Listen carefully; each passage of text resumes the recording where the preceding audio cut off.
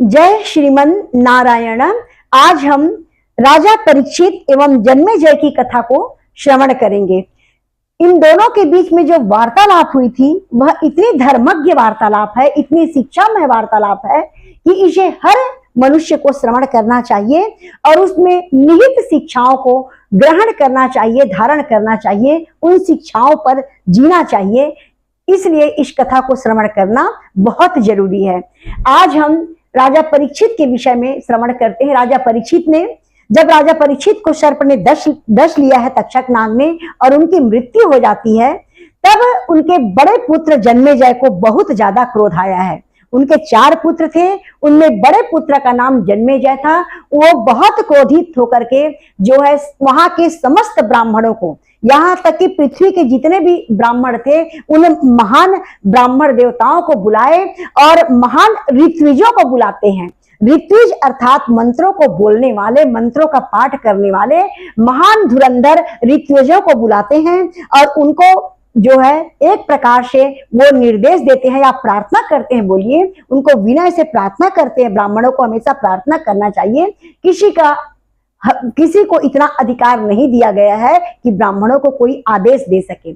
उन्होंने उनके सामने अपनी बात रखी, ब्राह्मणों के सामने, कि हे ब्राह्मण देवताओं, आप जो है ऐसा यज्ञ करिए जिसमें ये जो नाग, तक्षक नाग के जो सभी सर्प हैं, नागकुल हैं, वो सारे नागकुल आकर के उस यज्ञ में आहूत हो जाएं, ऐसा उन्होंने कहा। जितने भी नागलोक में, नागकुल में जो उनके वंशज हैं, वो सारे वंशज आकर के उसमें आहूत हो जाएं, उसमें यज्ञ में बलि चढ़ जाए, उनका हवन हो जाए, ऐसा उन्होंने जो है सभी ब्राह्मण देवताओं के समक्ष अपनी मन की बात रखी।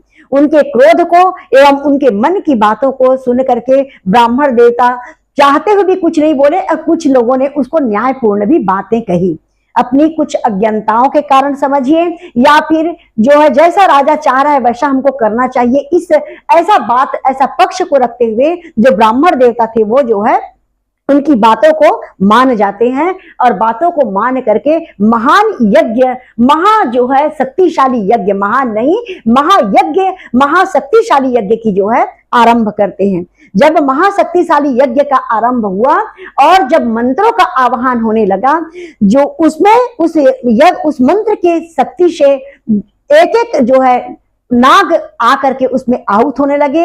यहां तक कि जैसे जैसे मंत्र की जो है ऊर्जा बढ़ने लगी, नाग लोग जो है, सर्प जो है अपने परिवार के सहित, अपने समुदाय के सहित आकर के उसमें हवन होने लगे।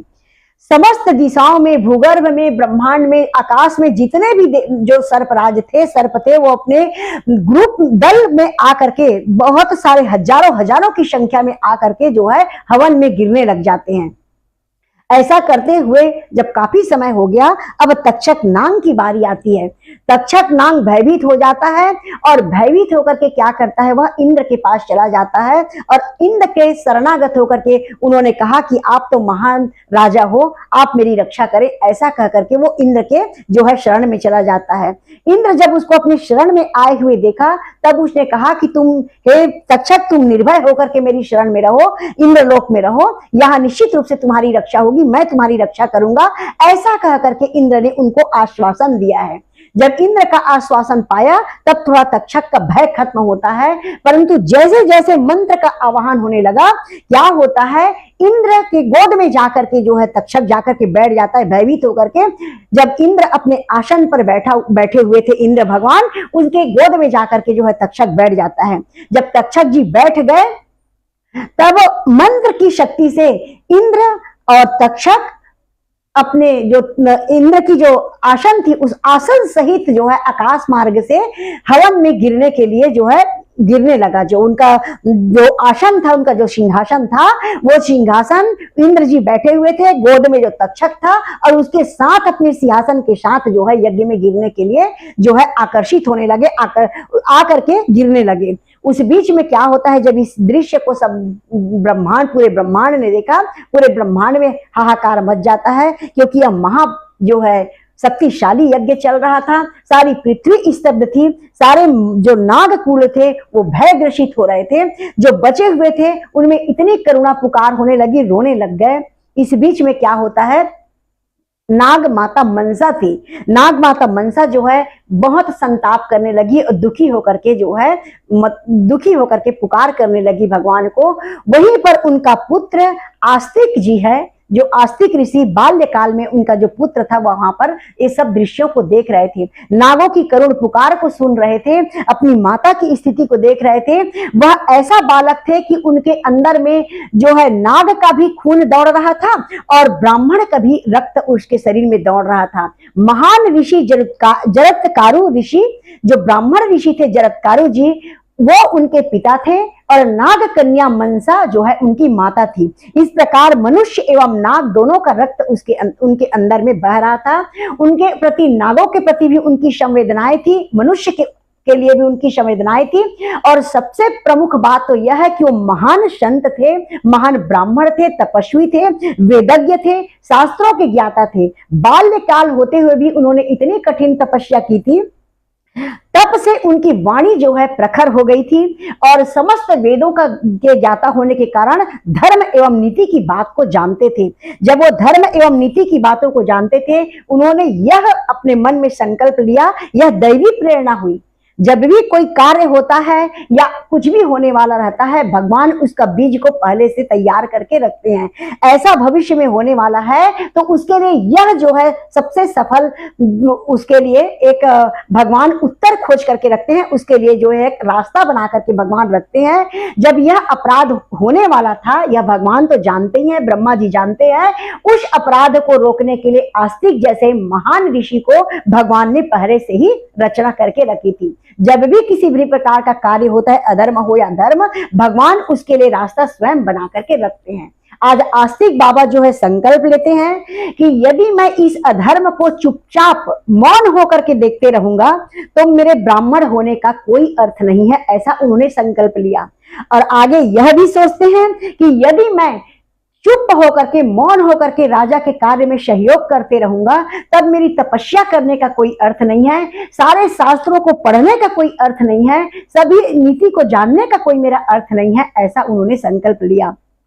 एक ऋषि का कर्तव्य है, जब भी संसार में किसी प्रकार का अपराध हो रहा हो, अधर्म हो रहा हो, तब एक ऋषि को, एक ब्राह्मण को अवश्य में कोशिश करना चाहिए उस अधर्म को जाकर के रोकने का। ऐसा उन्होंने अपने मन में संकल्प लिया। यह संकल्प भावना जो है दैवी विधान से उनके अंदर में जागृत भी हुई और वो इतने महान तपस्वी थे कि निर्भयता और निडरता उनके जो है एक एक कण कण में, रग रग में वास करती थी। तपस्वी वही है जिसको किसी प्रकार का भय न लगे और जो है साधक वही है जिसे किसी प्रकार का डर न लगे। यदि अधर्म के प्रति कोई ब्राह्मण या ऋषि डर जाए तो यह उसके ब्राह्मणत्व को जो है, अब ब्राह्मणत्व का अपमान है, यह उसके ऋषित्व का अपमान है, यह उसकी तपस्या का अपमान है। इस बात को सिद्ध करने के लिए आज छोटे से बाल कुमार, ब्राह्मण कुमार, मनसा देवी के पुत्र एवं जरत्कारु ऋषि ब्राह्मण देव के पुत्र जो है सीधे चले जाते हैं यज्ञ स्थल में। और यज्ञ स्थल में गए तो उस समय क्या होता है, स्वयं इंद्र गिरने के लिए वहां पर नाग, तक्षक नाग के साथ वहां उपस्थित हो चुके थे, यज्ञ में गिरने वाले ही थे। उसी समय जो है ब्राह्मण कुमार आस्तिक जी वहां पर पहुंच जाते हैं और बहुत सुंदर तरीके से वो वहां पर, जैसे वामन देव आए यज्ञ स्थल में, इसी तरीके से आस्तिक बाबा वहां पहुंच जाते हैं और वहां यज्ञ स्थल में जाकर बहुत सुंदर यज्ञ भगवान की उन्होंने स्तुति आरंभ किया है। जैसे उन्होंने यज्ञ का स्तुति आरंभ किया, यज्ञ भगवान के लिए स्तुति आरंभ किया, सारे ब्राह्मण वहां पे जो मंत्र में स्वाहा करने वाले थे वो मंत्र वहीं पर रोक देते हैं और रोक करके जो है उस छोटे से बाल कुमार को, ब्राह्मण कुमार को देखने लग जाते हैं। बस इंद्र देवता तक्षक के साथ आहूत होने वाले थे, वैसे ही उन्होंने इतने सुंदर तरीके से गान किया है, संस्कृत को इतने सुंदर तरीके से उन्होंने पाठ करना आरंभ किया संस्कृत में कि जो है वहां जितने भी ऋत्विज बैठे थे, ब्राह्मण बैठे थे, उनकी जो है वाणी, उनकी जो बोल निकल रही थी, मंत्र निकल रही थी, वो मंत्र रुक गई, कंठ में ही रुक गई और वो सब उस ब्राह्मण कुमार को एकटक होकर के देखने लग जाते हैं।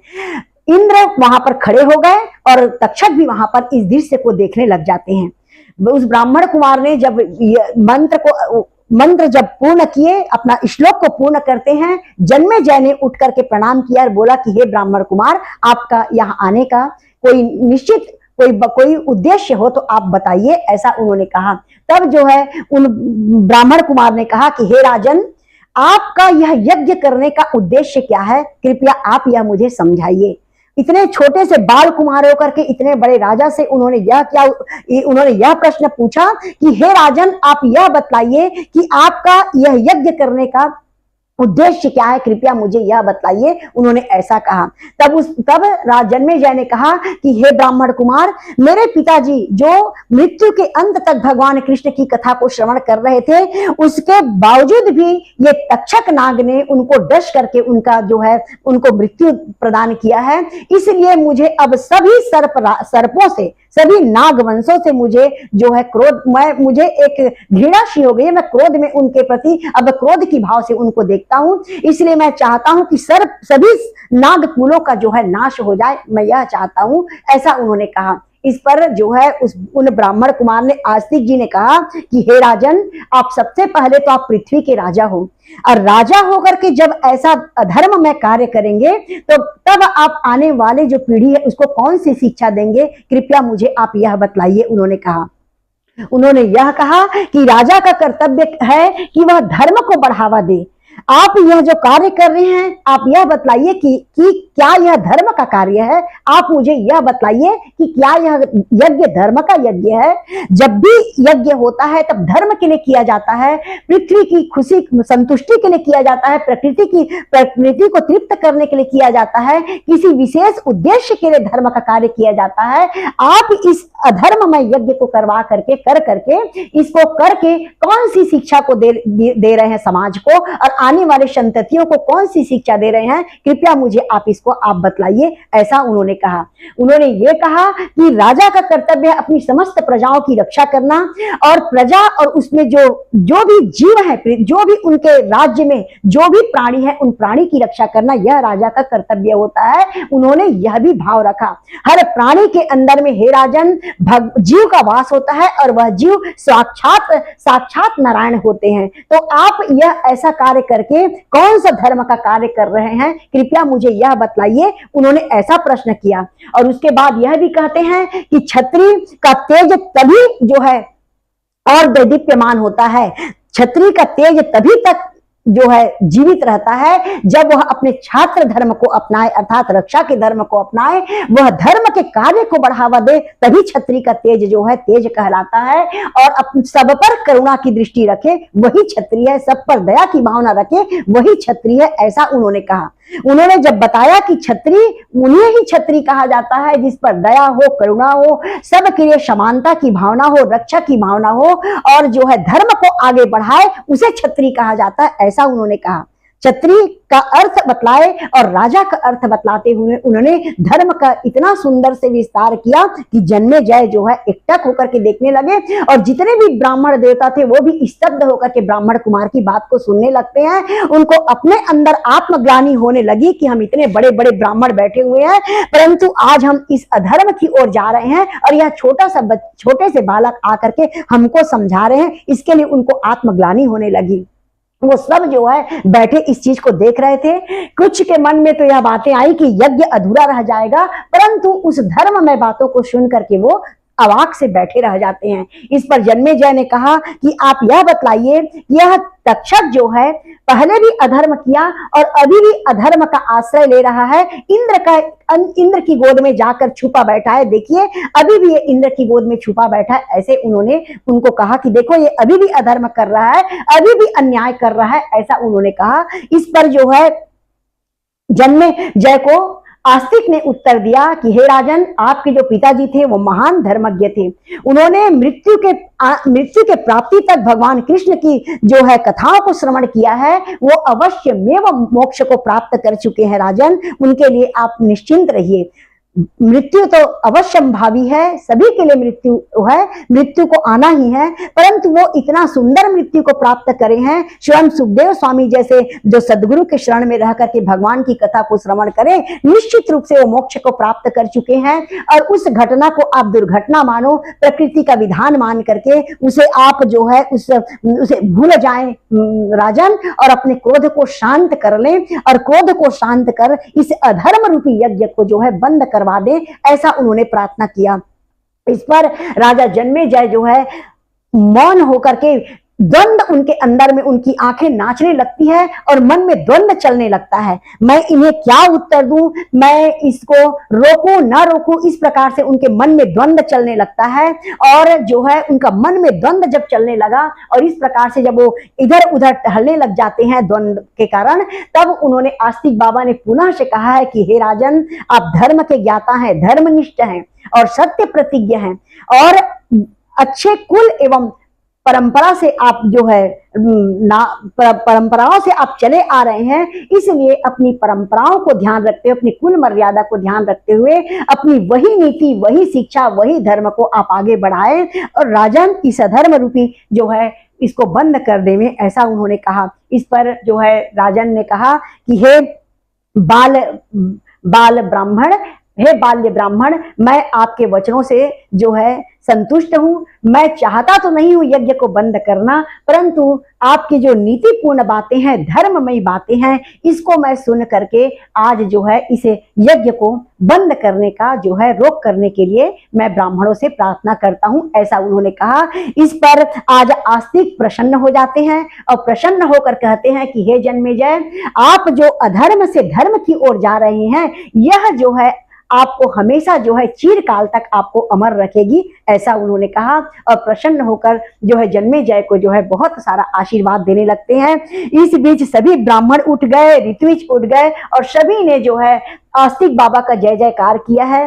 और जो है जन्मेजय को भी उनको भी साधुवाद देते हैं जन्मेजय जी को, और आस्तिक बाबा की जय जयकार होने लगी। ब्रह्मांड से भी फूलों की वर्षा होने लगी, सभी देवी देवता प्रसन्न हो गए, सारी पृथ्वी प्रसन्न हो गई और जो नाग कुल में जो और भी बचे हुए थे उनमें सब में खुशियां की लहर आ गई कि भगवान आज आस्तिक ने हम सबको बचा लिया, इस प्रकार से उनमें प्रसन्नता आ जाती है। इस प्रकार यह अधर्ममय यज्ञ को आस्तिक बाबा ने अपने सुंदर वचनों से, अपने निडरतामय वचनों से, अपने अभय वचनों से जो है इस अधर्म रूपी यज्ञ को धर्म की ओर ले गए, ऐसा इस कथा का जो है वास्तविक में शिक्षा है। अधर्म जब धर्म की ओर बढ़ जाए तो इससे बढ़कर के कोई बात नहीं हो सकती है। हमेशा आदमी को बहुत ही सोच समझ करके कार्य करना चाहिए, धर्म की कार्य को करना चाहिए, कभी भी बढ़ावा अधर्म को नहीं देना चाहिए। किसी एक के कारण समस्त नाग लोगों का नाश को उचित नहीं बताया